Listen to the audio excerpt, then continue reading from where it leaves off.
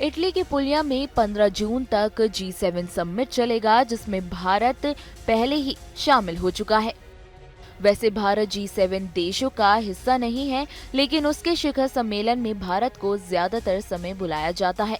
ये अपने आप में एक बहुत बड़ी उपलब्धि है, लेकिन कई कारण हैं जिसके चलते हम दुनिया के सबसे अमीर इन 7 देशों के सम्मेलन से आधिकारिक तौर पर शामिल नहीं हुए हैं। आइए विस्तार से जानते हैं आखिर G7 समिट क्या है। साल 2023 में जापान के हिरोशिमा में G7 मीट हुई थी, जिसमें भारत को इनवाइट किया गया था। वहीं इससे पहले 2019 में भी फ्रांस ने भारत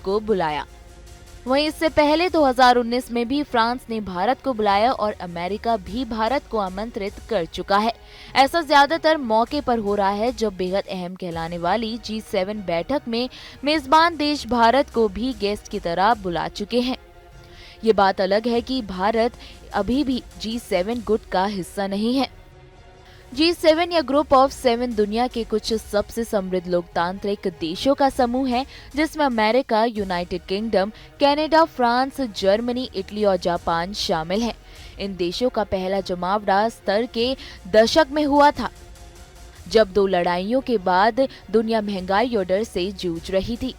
पहली बैठक में कई बातों को लेकर 7 देश समान ग्राउंड पर आए, जिसका फायदा भी दिखा। इसके बाद से ही G7 समिट होने लगी।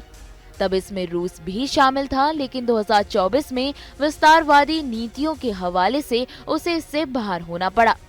मेजबान देश को ये हक होता है कि वो ग्रुप के सदस्यों के अलावा कुछ और देशों को भी बुला सके। इटली ने भारत के साथ Ukraine, Brazil, Argentina, Turkey, UAE, Kenya और अल्जीरिया जैसे देशों को भी गेस्ट के तौर पर बुलाया है।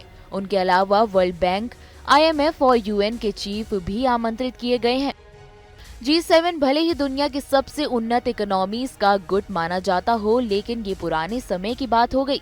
फिलहाल हमारे GDP $2.5 ट्रिलियन से भी ज्यादा के साथ 3 G7 देशों यानी कनाडा, फ्रांस और इटली की संयुक्त GDP से भी ज्यादा है।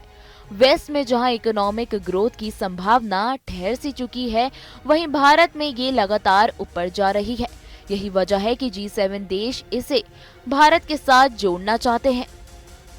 वहीं आपको बता दें, अपुलिया में शिखर सम्मेलन G7 नेताओं के लिए कानून के शासन पर आधारित अंतर्राष्ट्रीय व्यवस्था को बनाए रखने तथा विकासशील देशों के साथ अपने जुड़ाव को मजबूत करने के लिए अपने संकल्प को प्रदर्शित करने का एक अवसर है।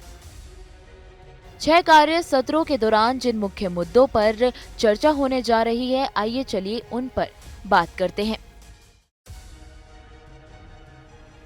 मुख्य मुद्दे जिन पर बात होने जा रही है वो हैं अफ्रीका, जलवायु परिवर्तन और विकास, मध्य पूर्व में जारी स्थिति, यूक्रेन के विरुद्ध रूस का आक्रामक युद्ध, हिंद प्रशांत और आर्थिक सुरक्षा। वहीं आपको बता दें, लगातार तीसरी बार प्रधानमंत्री का पद संभालने के बाद ये भारतीय PM की पहली विदेश यात्रा है। मोदी से मिलने वाले हर राष्ट्रीय प्रमुख ने उन्हें तीसरी बार प्रधानमंत्री बनने की बधाइयां भी दी हैं।